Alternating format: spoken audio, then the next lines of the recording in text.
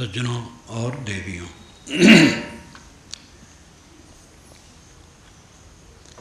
एक प्रश्न आया है देवी का कि लड़कियां क्यों ना कमाई करें, उनके हाथ में पैसा नहीं होना चाहिए? पैसा होना चाहिए, इसलिए वे भी नौकरी करें, व्यवसाय करें और काम करें।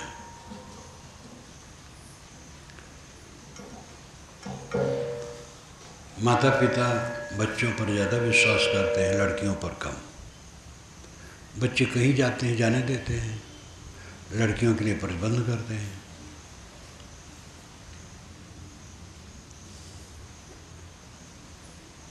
ये सब कुछ प्रश्न है। पैसा कमाना चाहिए, लेकिन पैसा बड़ी चीज़ नहीं है। बड़ी चीज़ है आपस की मधुरता।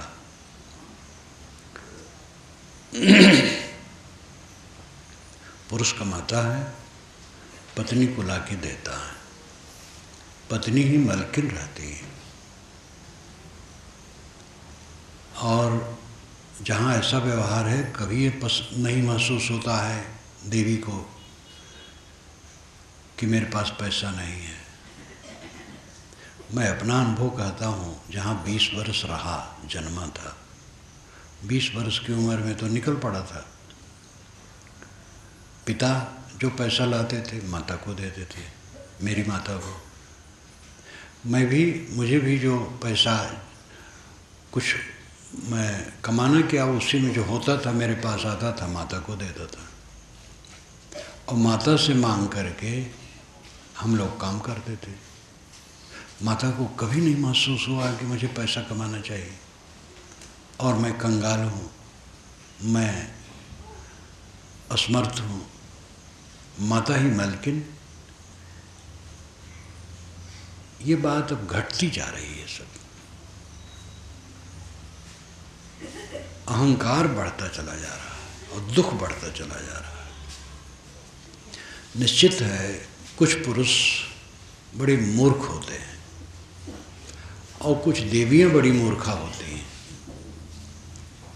जो पति के नाको दम करती हैं, और पुरुष मूर्ख होते हैं जो पत्नी के नाको दम करते हैं। ये है अपवाद, लेकिन सब ऐसे नहीं होते हैं।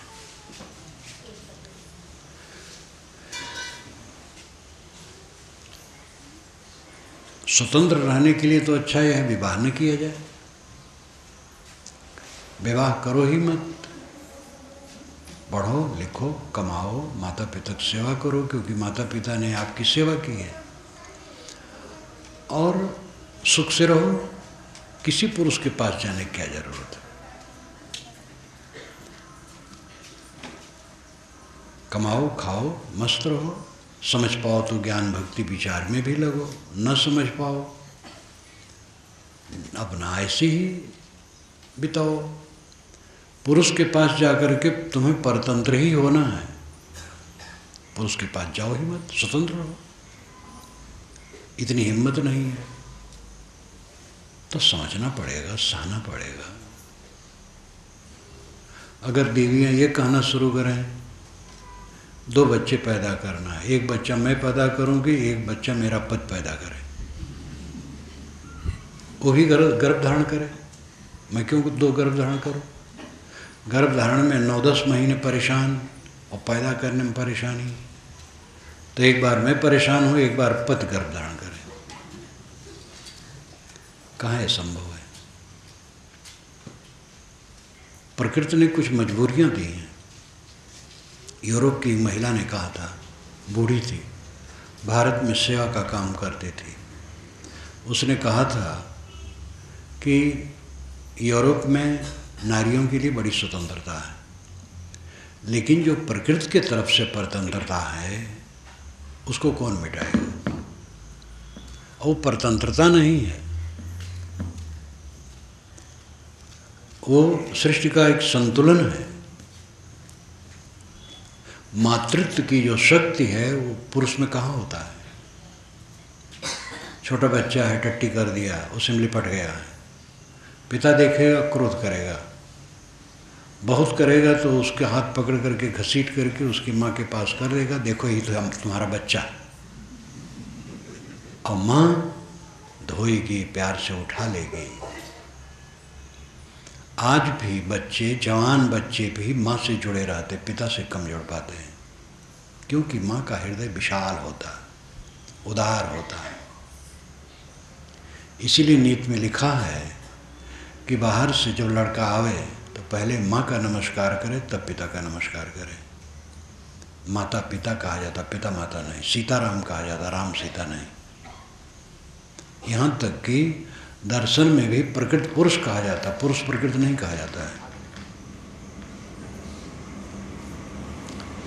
गीता में आता है, प्रकृतिम पुरुषम चैव विद्यनादि उभावपि।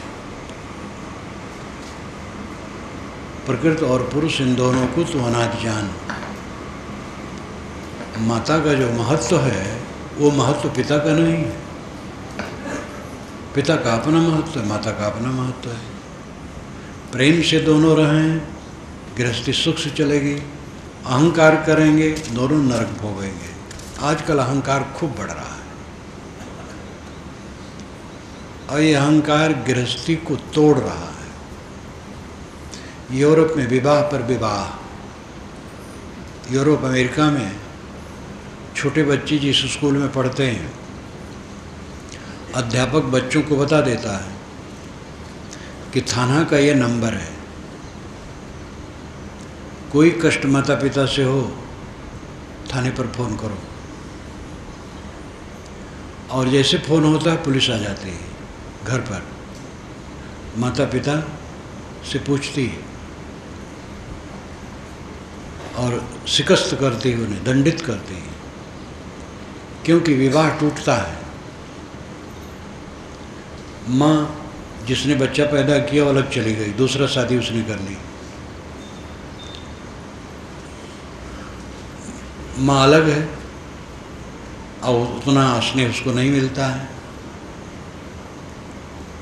भारत आज़ाद होने के पूर्व मैंने सुना था लॉर्ड लुई माउंटबेटन अंतिम वायसराय थे, उन्होंने ही हस्ताक्षर किया था भारत स्वतंत्रता के लिए। तो एक दिन सुना लॉर्ड लुई माउंटबेटन ने यहाँ पर एक समारोह में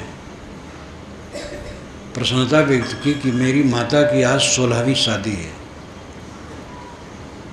अब पता नहीं मजाक था कि सच था, लेकिन कई शादियाँ वहाँ होती रहती हैं, टूटता रहता है, शादी होती रहती, टूटता रहता है और परिवार बिखरता रहता है। वो सब बहिया यहाँ आ रही है, टीवी ने और फैलाया है। टीवी में बहुत गुण है और मोबाइल में, लेकिन टीवी मोबाइल भयंकर रोग है, इसका दुरुपयोग खूब हो रहा है। साधक साधिकाएं भी टीवी से तो बची रहे हैं, मोबाइल से लोग नहीं बचे हैं। मोबाइल ज़्यादा काम की चीज़ है, लेकिन सावधान रहें। मोबाइल का उपयोग बिल्कुल सात्विक होना चाहिए।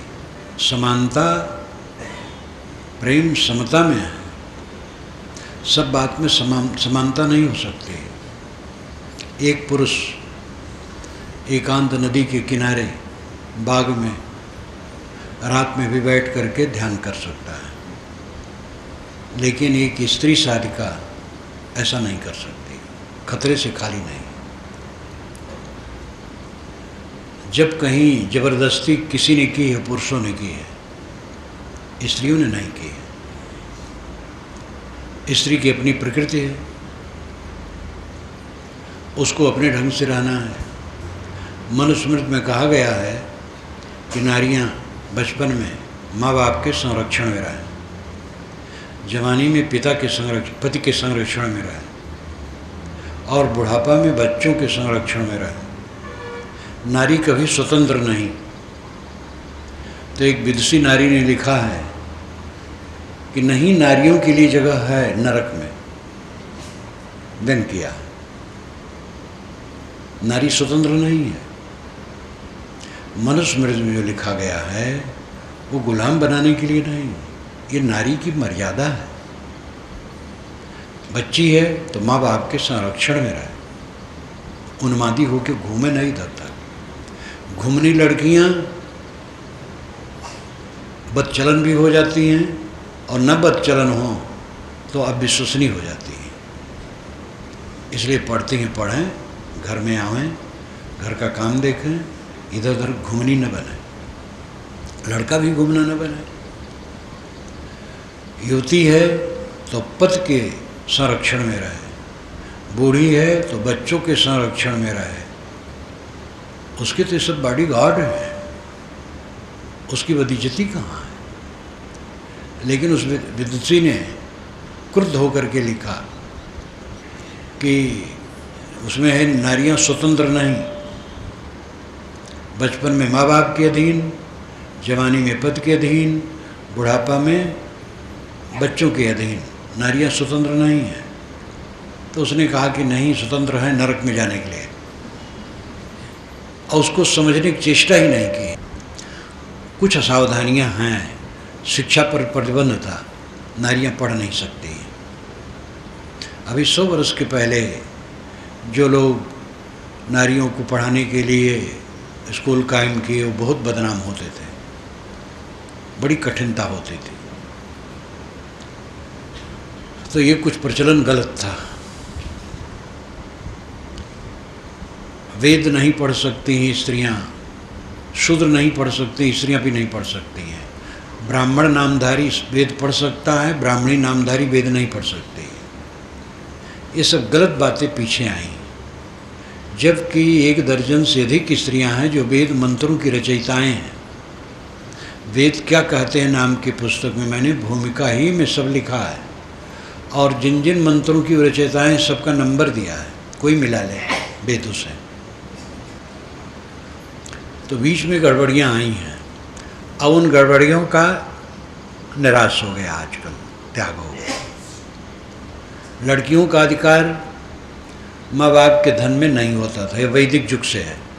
वेदों में भी लिखा है कि माँ बाप लड़कियों का श्रृंगार करके उनको उनके पति के साथ भेज दें।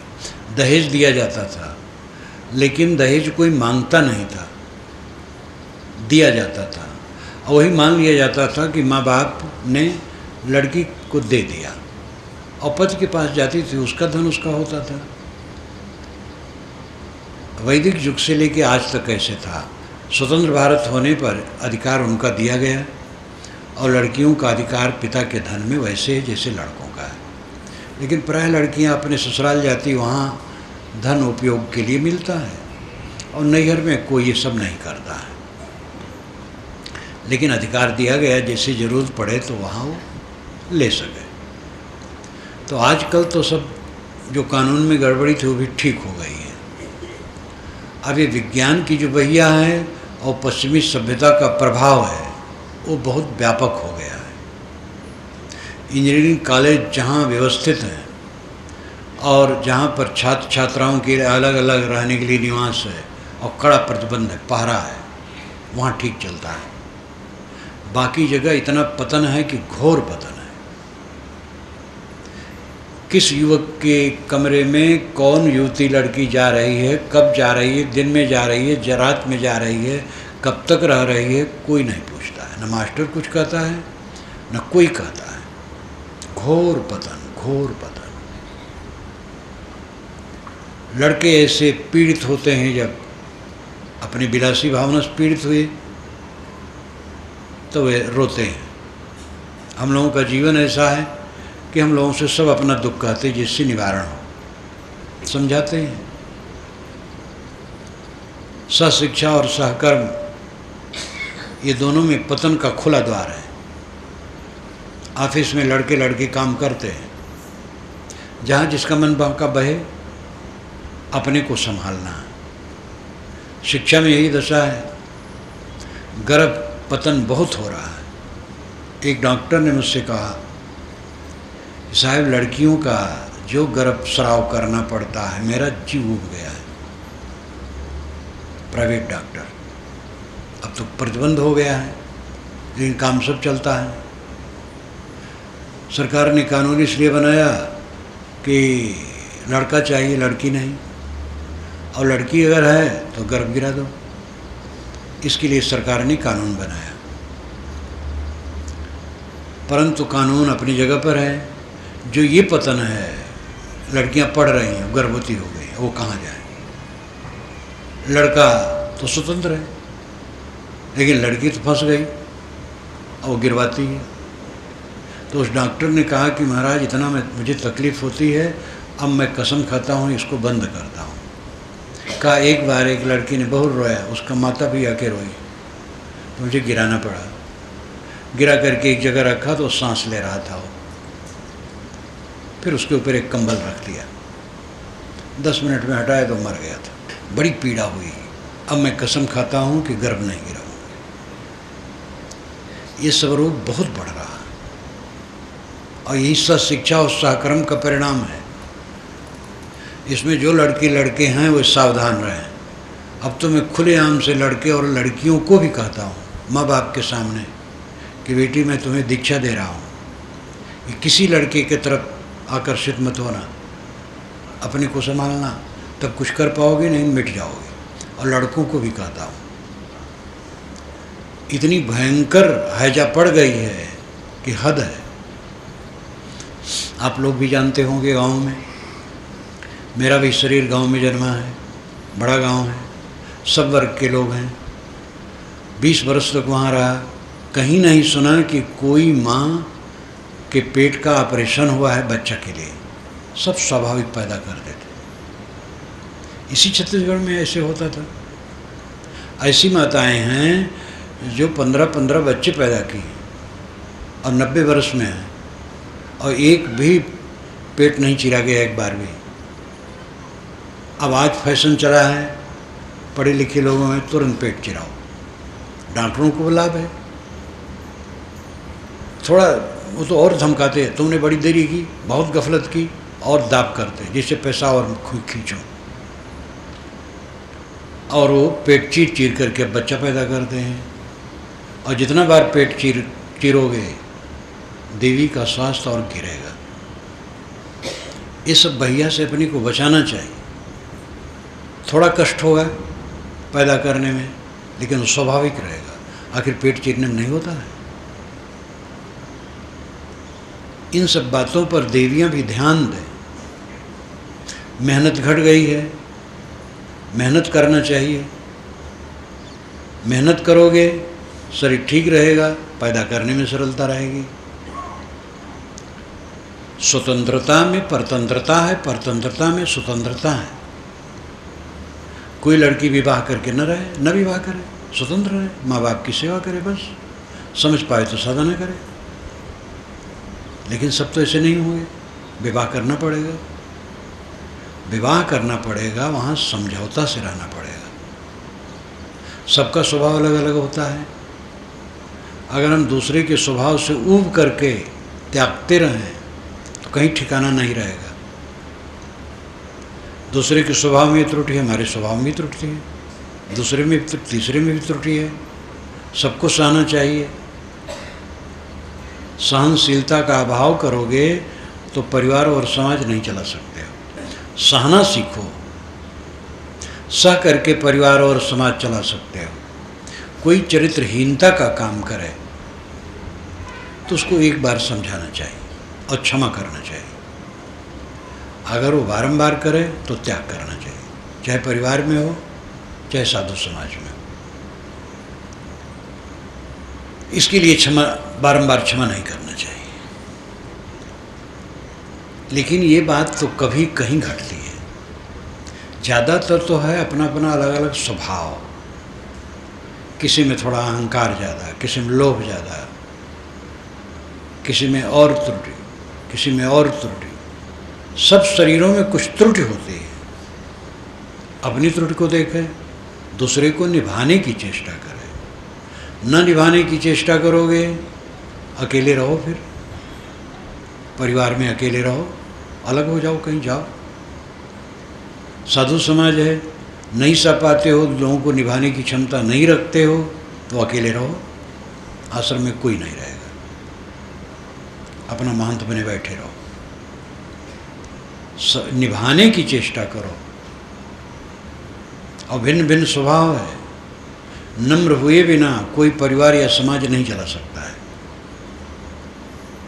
चरित्र के विषय में क्षमा नहीं करना चाहिए, एक बार करना चाहिए, एक बार क्षमा कर दे जिससे वो सुधर जाए। नहीं सुधरता है बाइकाट कर दे, ये हो सकता है, लेकिन ये चांस कम पड़ता है। अब जो आजकल की बहिया है वो अलग है, उसको तो अब झेलना शुरू कर दिए लोग, झेल रहे हैं, कहाँ जाएंगे, झेलना पड़ेगा। ज़्यादातर तो स्वभाव का अंतर है, और हर इंसान ये समझता है दूसरा ज़्यादा गलत है, और सबसे ज़्यादा गलती मेरी में है। ये सोचे बिना कोई समता से नहीं रह सकता है। इसलिए निभाना सीखो। परतंत्रता में स्वतंत्रता है, स्वतंत्रता में परतंत्रता है। मैं स्वतंत्र हूँ, सड़क पर बाएं नहीं दाएं चलूँगा, चलो रगड़ जाओगे कहीं ट्रक से, बस से, बाएं चलो। भारत में बाएं चलने का नियम है, बाएं चलना परतंत्रता नहीं है। माता पिता पत्नी भाई बच्चे गुरु शिष्य सब एक दूसरे के परतंत्र हैं। गुरु भी शिष्य के परतंत्र है। शिष्य आकर के कहा साहब भोजन तैयार है, उसको भोजन करने जाना चाहिए। और कहे तुम मुझे ऑर्डर देते हो, तो कोई समझ हुई? जो दिन भर सब काम करता है, सब सेवा करता है, कहीं उससे कट निकल गया, बैर बांध लो, कैसे निभाओगे? जो रात दिन सेवा करता है, रात दिन सब काम करता है, सारा प्रबंध देखता है, सब कुछ करता है, निकल गया, प्यारा है। निभाना सीखो, सहना सीखो, सिर झुकाना सीखो। परिवार में नियम है 9 बजे शाम को भोजन कर लेना चाहिए रात में। कोई कहे मैं परतंत्र नहीं बनूंगा, 11 बजे करूंगा, तो ये कोई बात नहीं। नियम है, उसका पालन करो। परिवार भर सोच करके नियम बदल लें, एक कोई उसको न तोड़े। जो मनुष्य का बनाया नियम है, मनुष्य उसको बदलता है। प्रकृति का नियम स्वयंभू है, वो नहीं बदलता है। मनुष्य का नियम बदलता है, लेकिन मनुष्य ने नियम बनाए तो उसका पालन करना चाहिए। जहाँ का जो टकसार है उसका पालन करो, नियम पालन करो, वो परतंत्रता नहीं। कई बार मैं विनोद करता हूँ, भोजन तैयार होता है और लोगों से मिलने बैठा हूँ, तो अब भोजन तैयार हो गया, मेरे लिए भोजन आ गया, तो मैं विनोद करता हूँ कभी कभी कि भाई देखो, मुझसे कोई मिलने आता है तो मैं खड़ा नहीं होता हूँ, लेकिन अब कोई मेरा सेवक है और कहा भोजन तैयार है, तो उसके कहने पर खड़ा होना पड़ता है। अब भोजन करने जा रहा हूँ, तो ये परतंत्रता तो नहीं हुई। पत्नी ने कुछ खड़ा कह दिया, अब पत्नी जाकर के थाने में पहुंच जाए, कब तक थाने में पहुंचेगी? पति कह देता, पत्नी कह देती है। एक सज्जन ने मुझे बताया, एक संपन्न घर के स्वागत कक्ष में वो बैठे रहे, पत्नी लेक्चरर प्रोफेसर और पति कोई अफसर सरकारी काम में। लड़के की शादी तय कर ली गई थी, पत्नी गर्म थी, उसने कहा कि मैं यहाँ शादी नहीं करूँगी, और कोई त्रुटि नहीं थी, बस उसकी सनत थी। पति ने कहा मेरी मूंछ पर ध्यान रखो, इज्जत रखो मेरी।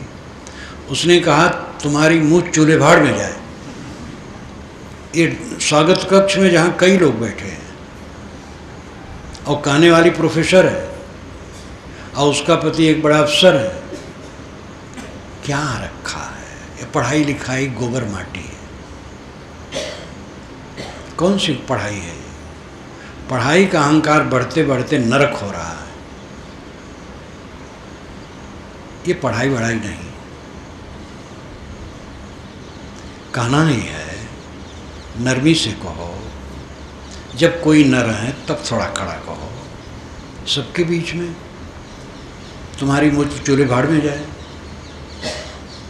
तो जो अलग बैठे थे सज्जन, उन्होंने मुझसे कहा साहब आजकल की ये दशा संभ्रांत घरानों में चल रही है, तलाक बढ़ रहा है। ब्राह्मण क्षत्रिय वैश्य में तलाक नहीं होता था, ब्राह्मणों में तो अत्यंत कड़ा। अब ब्राह्मणों में खूब तलाक हो रहा है, मुकदमे चल रहे हैं पति पत्नी में, सब गुर्रा रहे हैं। ये सब नरक जाने का, नरक जाना का नरक तो यही है, गुर्राओ नरक में हो, शीतल रहो स्वर्ग में हो। ध्यान दो, जहाँ हो मन मार के रहो, सिर झुका के रहो, सबसे विनम्र हो के रहो। पत्नी पति से विनम्र रहे, पति पत्नी से विनम्र रहे, भाई भाई सब विनम्र रहें, बच्चे माँ बाप से विनम्र रहें, माँ बाप बच्चों से भी विनम्र रहें। सभी तो जीव हैं, स्वतंत्र हैं। कुछ मुख से निकल गया तो आप समझो हमारी मर्यादा खो गई, लड़के ने ऐसा कह दिया। सहना सीखो, सहने की आवश्यकता है। दो व्यक्तियों का संबंध सहे बिना चल नहीं सकता है। वर्तमान की बहिया को रोका नहीं जा सकता है, सशिक्षा रहेगी। प्राइमरी स्कूल से लेकर विश्वविद्यालय तक लड़के लड़की साथ में पढ़ते हैं और लड़कियां भी नौकरी करती हैं, वे भी ऑफिस में, कारखाने में, दफ्तर, दुकानों पर नौकरी करती हैं। लड़के लड़की सब काम कर रहे हैं। तो ये रुक नहीं सकता है और बढ़ेगा। और इसमें अपने अपने को संभालेंगे वो सुखी रहेंगे, नहीं संभालेंगे नरक भोगेंगे। चरित्र सबसे ऊंची चीज है। विरक्त साधु साधुनी एकदम ब्रह्मचर्य से रहें।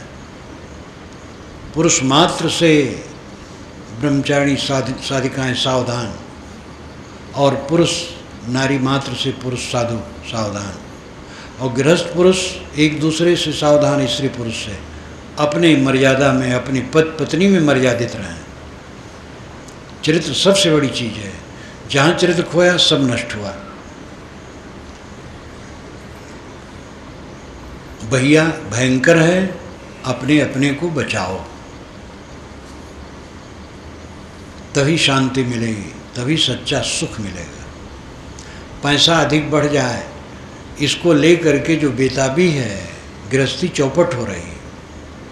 पति पत्नी दोनों सर्विस में हैं, बच्चा पैदा हुआ है, रेंगा हो रहा है। रेंगा होना अवधी भाषा है, रेंगा होना, परेशान होना। ना स्नेह ठीक से मिलता है, ना सेवा ठीक से मिलती है।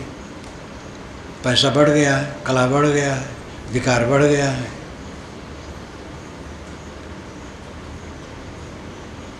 अपने अपने ढंग से जितना संभव हो संतुलन लाने के लिए प्रयास करें। दिमाग के घर में पुरुष और पति और पत्नी दोनों हटा के रहें, नम्र रहें। दोनों सर्विस में हैं, एक जगह हैं, और सर्विस से घर में आए, दोनों अपना काम कर लें। या तो इतना पैसा हो, नौकरानियाँ लगी हों, सफाई करें, भोजन पकाएं, तो भी तो अपना कुछ करना पड़ेगा। सबके ऐसा नहीं होता है, तो अपना दोनों लग जाओ। फिर भी अपनी अपनी मर्यादाएं हैं। पुरुष है, वो ड्राइंग रूम में बैठा, और लोग आए हैं, कुछ उससे बात कर रहा है। अब स्त्री सोचे वहाँ बैठे, क्यों नहीं भंडारघर में आते हैं, भोजनालय में आते हैं। मैंने आटा गूंथ दिया और वो चावल और दाल धो करके अदहन में डाले, मैं क्यों डालूं? तो गृहस्थी चलेगी। मर्यादा छोड़ करके, परतंत्रता छोड़ करके स्वतंत्रता आपको नहीं मिलेगी। परतंत्रता में स्वतंत्रता है और स्वतंत्रता में परतंत्रता है।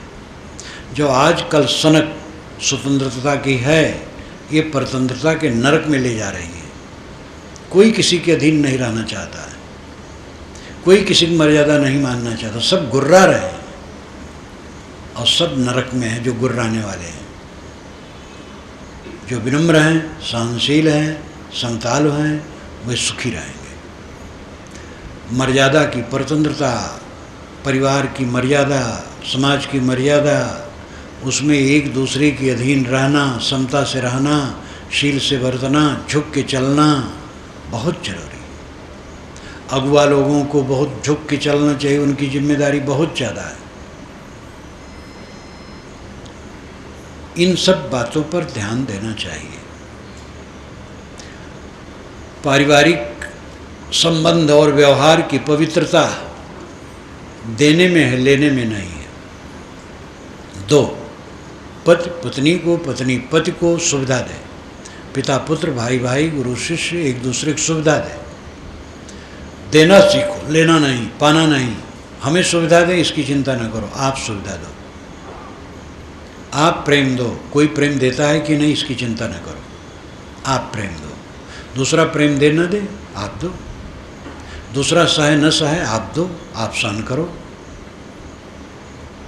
तब पारिवारिक सामाजिक व्यवहार की शुद्धि होगी। जहाँ लेने की इच्छा रखोगे वहीं कलुषित भाव आएगा। हमारा अधिकार है पुत्र पर, जो हम चाहें कहें, उसका कर्तव्य है वो बात माने, ये भूल जाओ। हमारा कर्तव्य है बच्चों की रक्षा करना, स्नेह देना, उसका अधिकार है ये सब पाने का, ये सोचो। बच्चा सोचे हमारा कर्तव्य माता पिता की आज्ञा मानना, उनका अधिकार है हमारे ऊपर, तब आनंद है। अपना अपना अधिकार देख रहे हैं, दूसरे कर्तव्य देख रहे हैं। आजकल तो सब लोग अपने अधिकार में गुर्रा रहे हैं। पहले भी था लेकिन आज बढ़ा है, क्योंकि शिक्षा बढ़ी और पैसा बढ़ी और पागलपन बढ़ा है। वैसा भी पागलपन बढ़ा है आजकल, टेंशन बढ़ा है। इसी छत्तीसगढ़ में था दुर्ग की तरफ, तो एक देहाती स्त्री आई, उसका पति भी आया। साहब मुझे टेंशन है। मैंने कहा टेंशन तो भी समझ गई है, देहाती थी। आजकल टेंशन में खूब लोग पड़े हैं। क्यों? अहंकार बढ़ा है, लालसाएं बढ़ी हैं, तो टेंशन बढ़ेगा ही। बड़े बड़े धनपतियों को देख लो, धनपतियों में देखता हूँ पीले मेघे की तरह, जैसे मेघा पीला, मेढक पीला पीला, वैसे पीले पीले, उदास, खिन्न, पैसा बहुत है, जल रहे हैं रात दिन।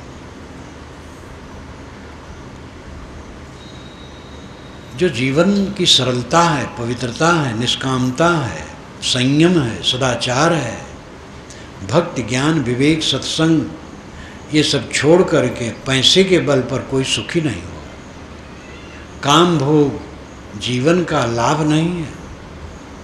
प्राकृतिक ढंग से ये केवल प्रजनन का साधन है। जानवरों में यही होता है। अधिकतम जानवर केवल प्रजनन के लिए गर्भाधान मादा को करते हैं। गायों में बैल घूमता है साढ़, और किसी गाय को नहीं छेड़ता है।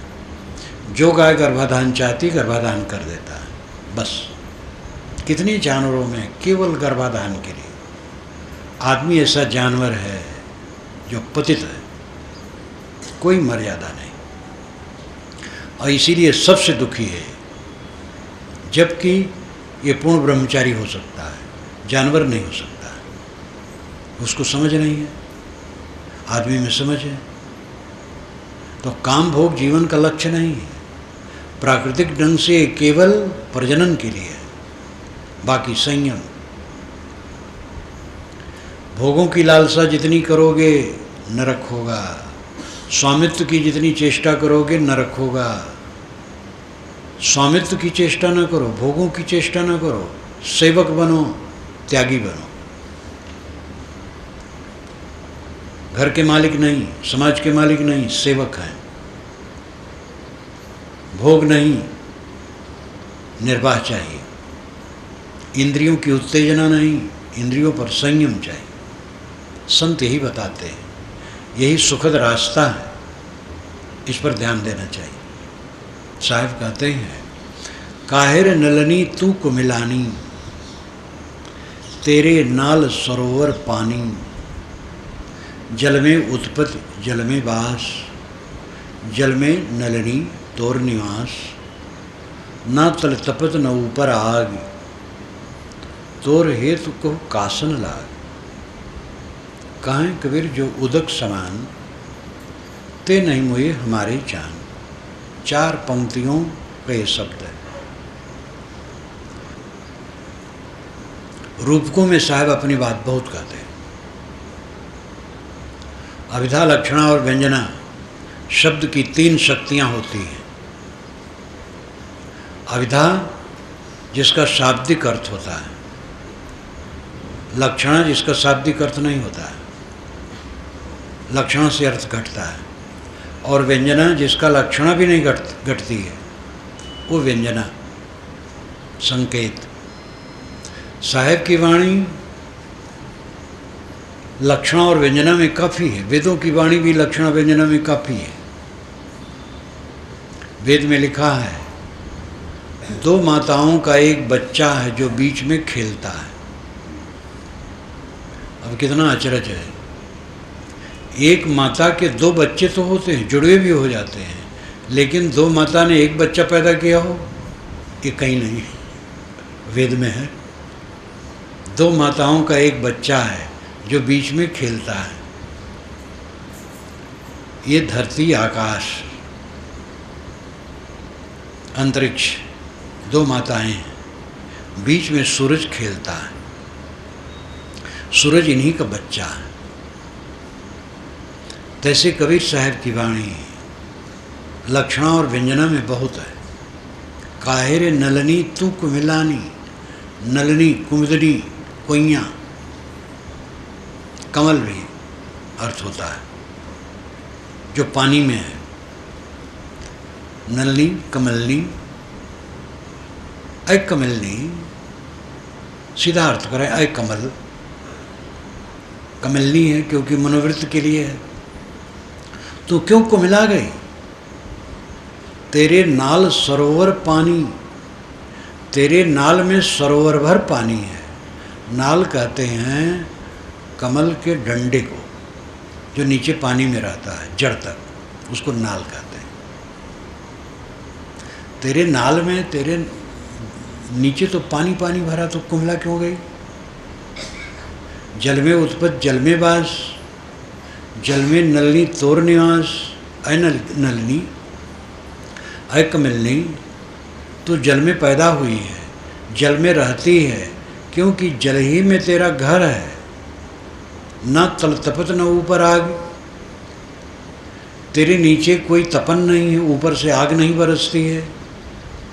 न तल तपत न ऊपर आग, कौन हेत तोर हेत कहो कासन लाग। तेरा हेत, तेरा प्रयोजन किससे लगा है, क्यों कुमिला गई? कहें कबीर जो उदक समान, कबीर साहब कहते हैं जो उदक में पानी में लीन है, ते नहीं मरे हमारी जान, हमारी समझ से वो मरता नहीं। ये शाब्दिक अर्थ हो गया, लेकिन इसके कुछ पल्ले नहीं पड़ेगा। कमलनी है मनोवृत्ति, मनुष्य की मनोवृत्ति कमलनी है, और मनुष्य की मनोवृत्ति कुमिलाई, हरदम दुखी, हरदम दुखी, हरदम दुखी। एक कौणपति ने, जो रोगग्रस्त थे, उनके अहंकार के कारण परिवार में खटपट था। लड़कों को हरदम डांटे रहते थे, गुर्राते रहते थे। एक बार तो मुझसे उन्होंने कहा कि साहब मैं इन लड़कों को कुछ नहीं दूंगा। हमके बकवास मत करो, लड़कों का सब है, अब बुढ़ा गए हो, शीतल बनो। उन्होंने अपने आंगन में शिव मंदिर बनवाया, एक पंडित पुजारी रखा, और पुजारी को वेतन देते थे। कुछ दिनों के बाद अपने मित्र से उन्होंने कहा, उनका मित्र मेरा भक्त था, भक्त तो वो भी थे लेकिन अधूरे थे, तो और जो उनका मित्र था वो समझदार था, उनसे बुजुर्ग था। कहा भैया मैंने शिव मंदिर बनवाया, उत्सव मनाया, पंडित जी को वेतन दे करके पूजा करवाता हूँ, अपना भी करता हूँ, लेकिन बीमारी दूर नहीं हो रही है, मेरी पारिवारिक व्यवस्था नहीं ठीक हो रही है। तो उन्होंने कहा कि जो आपने किया उसका फल मिला। आपने मंदिर बनवाया, लोग कहे वाह मंदिर बनवाए, उत्सव किए, लोग आए, भोज में खाए पिए, आपको धन्यवाद दिए। एक पंडित को आप वेतन देते हैं, करवाते हैं, तो एक वेतन मिल रहा है एक पंडित को, उसको रोजगार मिल गया, प्रशंसा आपकी हो रही है, यही फल मिल गया। अब रोग कैसे दूर होगा? शिव जी में शक्ति नहीं कि आपका रोग दूर कर दें। और पारिवारिक विखंडन वो कैसे दूर करेंगे? आप अहंकार में भरे हैं, सब लड़कों से कट बोलते हैं, आपके पास कैसे बैठे? तो शर्मा गए। पूजा करने से पैसा नहीं बढ़ेगा, तीर्थ जाने से दुकान ज़्यादा नहीं चलेगी, अमुक नाम जपने से खेत में फसल ज़्यादा नहीं होगी, अमुक पूजा पाठ कराने से लड़का नहीं पैदा होगा। तुक हो सकता है। आपने अमुक पूजा पाठ किया, अमुक जप किया, उसी समय धन की बढ़ोतरी का अवसर आ गया या रोग दूर होने का अवसर आ गया, तो उसमें आप जोड़ लेंगे कि उससे हुआ, लेकिन उससे नहीं हुआ। आपके कर्मों के फलों में परिवर्तन होने से होगा। पूजा पाठ से अगर उपासना की दृष्टि से करें तो आपका मन उसमें प्रसन्न होगा, लेकिन बीमारी कैसे दूर हो जाएगी? धन कैसे बढ़ जाएगा? विचारवान बनो, विवेकी बनो। परिवार में समन्वय लाने के लिए सेवा करो परिवार की, उदार हो करके जितनी शक्ति है उसके अंदर सेवा करो, और सबसे मीठ बोलो और सबकी सह लो। श्री कृष्ण महाराज ने क्या कहा था नारद से? शांत पर्व में कथा आती है। श्री कृष्ण महाराज नारद के पास पहुँचे, कहे भगवान, जो मित्र न हो, समझदार न हो, संयत न हो, उससे अपनी बात नहीं कहनी चाहिए। आप मेरे मित्र हैं, समझदार हैं, संयत हैं, इसलिए कहता हूँ। मुझे भोग सामग्री जो मिलती है आधी छोड़ देता हूँ परिवार के लिए, तो भी परिवार लोगों का मुंह सीधा नहीं रहता है। आहुक और अक्रूर ये दोनों बड़े काबिल हैं, लेकिन आपस में इतना लड़ते हैं कि मेरे नाक को दम किए हैं। मैं पिस रहा हूँ। लोग समझते हैं कृष्ण ऐश्वर्य के भोगता हैं, लेकिन मैं दुखों का भोगता हूँ। महाराज क्या करूं? नारद ने कहा, कृष्ण महाराज, आपने शुरू से ही सोटा डंडा उठाया, जीवन भर युद्ध किया, बच्चों को युद्ध में लगाया, अब युद्ध के अभ्यासी हो गए हैं। बाहर का युद्ध मिट गया, अब कहाँ युद्ध करें? आपस में करते हैं। जो अपने बच्चों को लड़ना सिखाएगा, पहले बाहर लड़ेंगे फिर अपने में लड़ेंगे। जो अपने बच्चों को चोरी सिखाएगा, पहले बाहर चोरी करेंगे फिर पिता की जेब से चोरी करेंगे। आपने तो स्वयं दुख का बीज बोया है, अब आप संभालिए। तब उन्होंने कहा, अनायसेन शस्त्रेण मृदना हृदय छिदा चिह्वा मुद्दर सर्वेशाम पर मृजान मृजचार। अय कृष्ण, एक तलवार बिना लोहे की बनवाओ और उससे अपने परिवार के लोगों की जबान काट लो, ये भी लाक्षणिक है। अर्थ है मीठा वचन बोलो, मीठे वचन से आपके परिवार के लोगों की जबान कट जाएगी। आपकी पत्नी ने कट कहा, अब आप मीठ बोले तो अधमरी हो जाएगी, वो शांत हो जाएगी। कोई भी बच्चा ही अपना कट कह दिया, अब आपने प्रेम से बात किया तो बच्चा लज्जित हो जाएगा। सुधरने का अवसर दो। हम तो किसी की गलती से बस तलवार उठा लेते हैं। तलवार उठाने से नहीं चलता है परिवार और समाज। सुधरने का अवसर देना चाहिए। त्रुटि हो तो बताओ, प्रेम से बैठा के बताओ कि ऐसा करना चाहिए, ऐसा नहीं करना चाहिए। देखो तुम कितना बढ़िया बढ़िया काम करते हो, कितने विश्वसनीय हो, कितने समझदार हो, लेकिन जो ये तुमने किया है ठीक नहीं किया, इस पर ध्यान दो, सुधारेगा, सोचेगा। कुछ लोग ऐसे होते हैं जो अपना दोष बिल्कुल नहीं स्वीकारते और दूसरे सुधारकों की निंदा करते हैं, वे कभी नहीं सुधरते। लेकिन ये अपवाद होता है, नियम नहीं। नियम यह है, जैसे कि नियम अपवाद का मतलब यह है कि हम लोग पैदल पैर से चलते हैं, ये नियम है।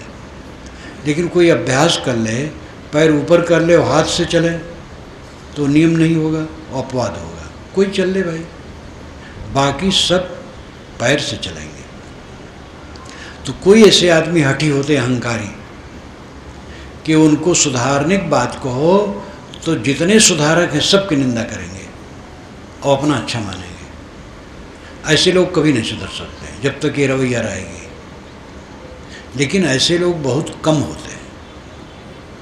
सामान्य तो ऐसे ही होते हैं कि भूल हो, सब में भूल है, सबसे त्रुटियां होती हैं।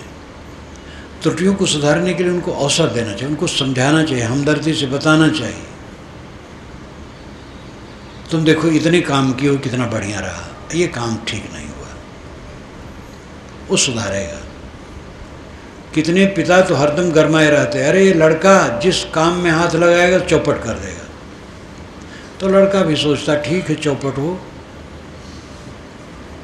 कितनी बुढ़ियाँ हैं अपनी बहू पर डटी रहती हैं, भोजन ठीक नहीं बनाती है, तो बहू भी सोचती उबाल करके रख दो, अब चिंता न करो।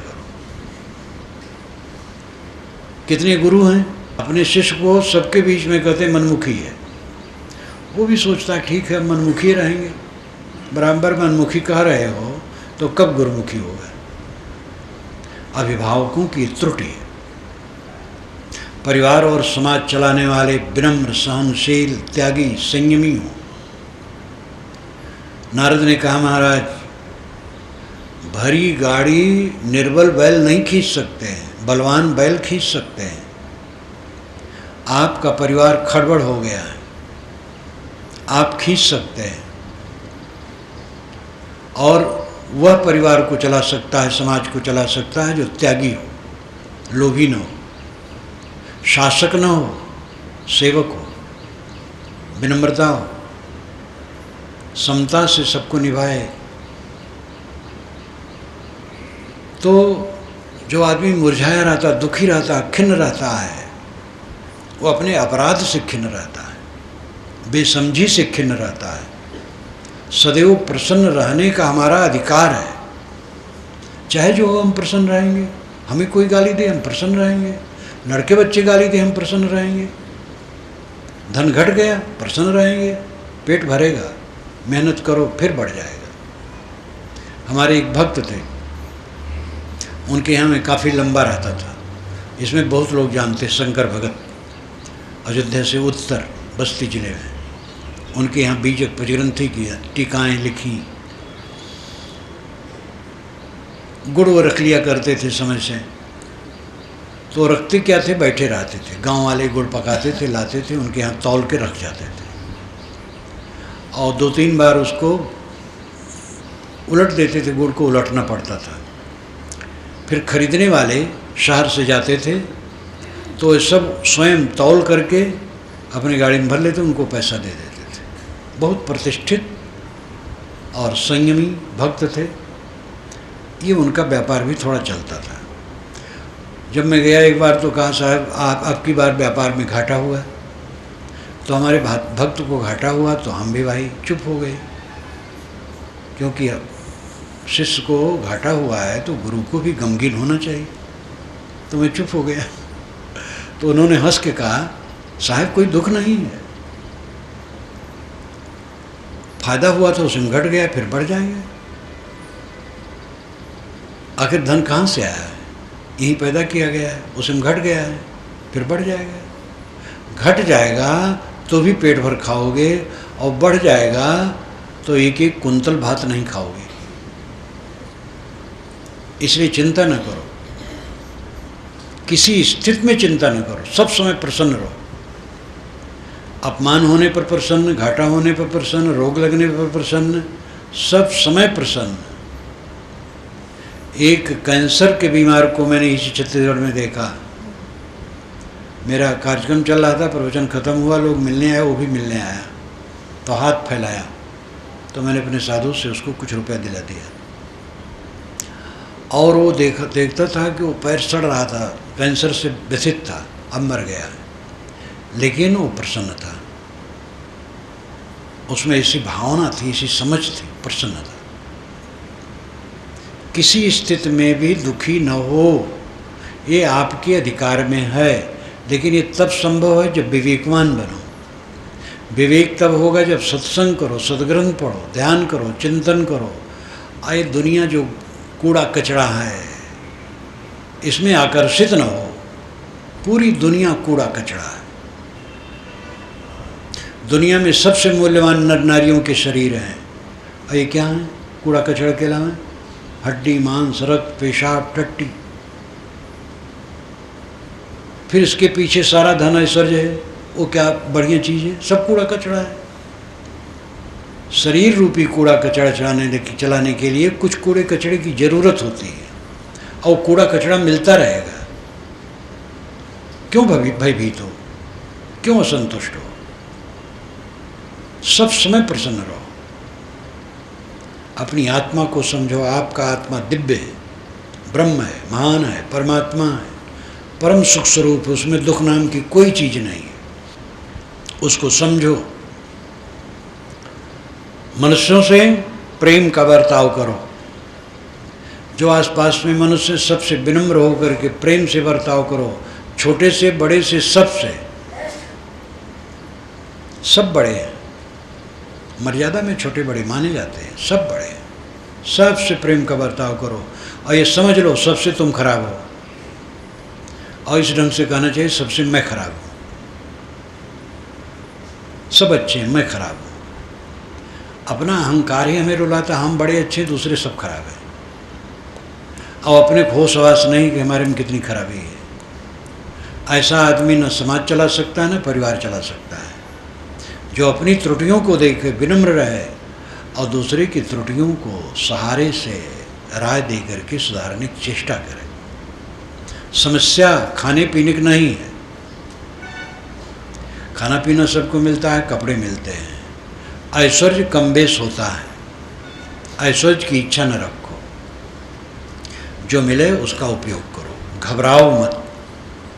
देवी देवता मनाते मनाते मर जाओगे, कुछ फायदा नहीं होगा। ये प्रत्यक्ष देवी देवता न मान करके लोग सर पटकते हैं, देवी देवता करके, और भटकते हैं, और कुछ नहीं होता। तुक बैठ जाता है कहीं बस, तो उसी में जोड़ लेते हैं। अपने कर्म सिद्धांत पर पक्का रहो। जो हम करते हैं वही फल होता है। पार्वती जी को बच्चा कभी पैदा नहीं हुआ, शिव जी नहीं दे पाए। इसलिए साहब ने कहा, पार्वती को बाझ न कहिए, ईश्वर न कहिए भिखारी। शिव जी भिखारी थे। गोस्वामी जी कहते, भीख मांग भव खाएं। शिव जी भीख मांग करके खाते हैं। पार्वती को बच्चा नहीं हुआ। इसलिए भटको मत अंधविश्वास में, विवेकी बनो। हमें अपने कर्मों के फल भोग मिलते हैं।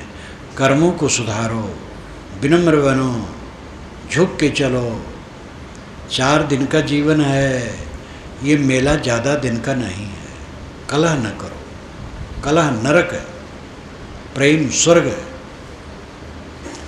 प्रेम में अर्जुन क्या पढ़ता है? स्वामित्व और संपत्ति। कौरव पांडवों में स्वामित्व संपत्ति को लेके आपस में कटके मर गए। राम और भरत स्वामित्व और संपत्ति को ठुकरा दिए, तो दोनों में उच्चतम भाईचारे का बर्ताव हुआ। राम ने ठुकरा दिया, भरत ने भी ठुकरा दिया राज्य को, तो दोनों में प्रेम पूर्ण बना रहा। कौरव पांडव उसी स्वामित्व संपत्ति को लेकर के चिपक गए, कट के मर गए। दोनों उदाहरण हमारे सामने हैं। क्यों कलह करते हैं? स्वामित्व और संपत्ति के लिए। स्वामित्व संपत्ति बड़ी चीज़ नहीं है, बड़ी चीज़ है पारस्परिक मधुरता, प्रेम।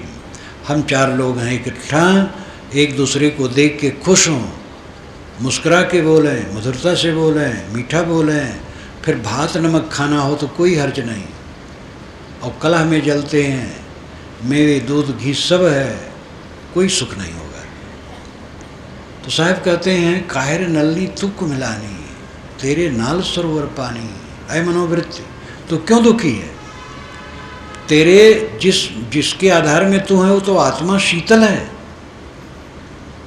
जल में उत्पत्ति जल में वास, आत्मा रूपी जल में, शीतल जल में तेरी उत्पत्ति हुई है, और आत्मा के आधार में तू रह रही है, और आत्मा ही तेरा निवास स्थान है। नहीं तपित न ऊपर आग, ऊपर से आग नहीं बरस रही है, नीचे से कोई तपन नहीं है। तोर हेतु कहु कासन लाग, तेरा प्रयोजन कहाँ लगा है? समझ ऐ मनोवृत्ति, तू कुछ चाहती इसलिए जल रही है, आत्मा के साथ है, आत्मा के साथ है, लेकिन जल रही है क्यों? क्योंकि तेरा प्रयोजन कहीं अलग लगा है। तोर हेतु कहु कासन लाग, हेतु नाम प्रयोजन। साहिब पूछते हैं, अय मनोवृत्ति, मनुष्य की मनोवृत्ति, तेरा प्रयोजन क्या है? कहाँ चाहती, क्या चाहती? जो चाहती है बकवास है, कुछ न चाह। सेवा कर, काम कर, और काम करने में, सेवा करने में जो फल मिले संतुष्ट रह, लेकिन चाहेगी तो कभी तृप्त नहीं होगी। कहें कबीर, जो उदक समान ते नहीं मुझे हमारी जान। साहब कहते, मेरी समझ में तो ऐसा आता है, जो पानी में डूबा वो मरता नहीं। कहें कबीर, जो उदक समान, उदक नाम पानी, तो पानी क्या है? आत्मा, शीतल आत्मा। जो आत्मलीन हुआ वो अमर हो गया, जो आत्म संतुष्ट है वो अमर है।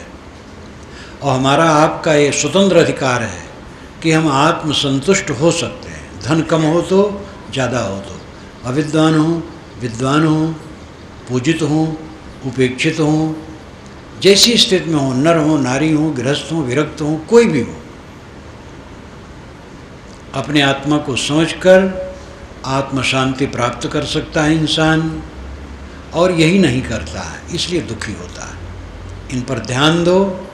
हमारा और आपका सुख से जीने का स्वतंत्र अधिकार है। पूरा जीवन सुख से जिए, प्रसन्न रहे, चाहे जैसी स्थिति आए, हर समय प्रसन्न। ये विवेक से बल मिलेगा। अहम शुद्ध चैतन्य ज्ञान स्वरूपम अजराहम अमराहम अखंडम अनूपम। अहम शुद्ध चैतन्य ज्ञान स्वरूपम अजराहम अमराहम अखंडम अनूपम। अहम शुद्ध चैतन्य ज्ञान स्वरूपम अजराहम अमराहम अखंडम अनूपम। अहम शुद्ध चैतन्य ज्ञान स्वरूपम अजराहम अमराहम अखंडम अनूपम। अहम शुद्ध चैतन्य ज्ञान स्वरूपम अजराहम अमराहम अखंडम अनूपम।